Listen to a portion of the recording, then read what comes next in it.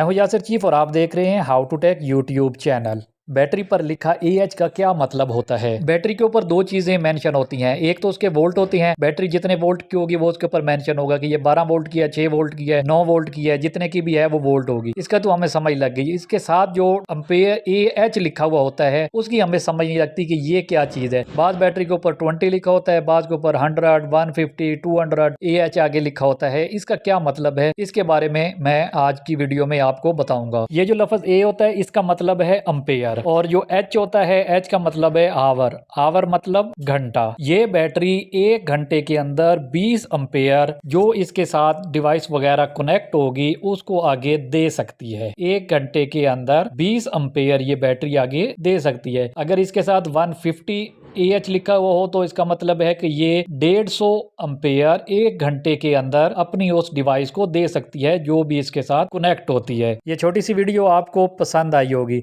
अगर पसंद आई हो तो चैनल को लाइक, सब्सक्राइब और शेयर जरूर कीजिएगा। मिलते हैं नेक्स्ट वीडियो में।